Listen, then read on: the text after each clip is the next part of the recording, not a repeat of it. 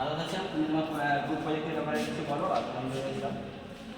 আমার নাম শাহাদ হোসেন, আমি প্রথম বর্ষের স্টুডেন্ট। আমি ইলেকট্রিশিয়ান কেরিয়ারে ভর্তি হয়েছি এবং আমি আমার প্রথম প্রজেক্ট ডাক লাইট সেন্সার, এবং আমি আমার এই প্রজেক্টে কিছু ম্যাটেরিয়াল ব্যবহার করেছি, যেমন নগর battery, LED bulb, photo resistor, transistor আর রেজিস্টার।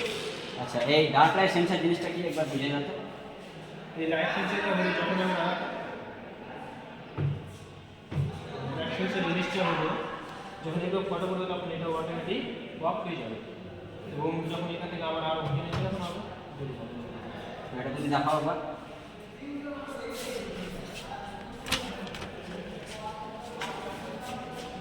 টানা টান টান টানা টান টান,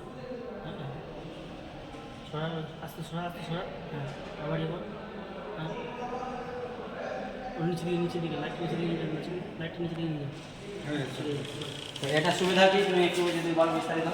এটা এটা আমি কেন লাগাবো, এটা সুবিধা কি? এটা আসলে আমরা ইসে চাইতে পারবো যখন এর ফলে আমাদের মানে ও সুইচ অন অফ করা এই মেনে করা অসুবিধাটা আমাদের কমে যাবে। ফলে যখন লাইট করবে এটা অটোমেটিক যখন সুইচ জ্বালাবে তখন এটা অটোমেটিক অফ হয়ে যাবে।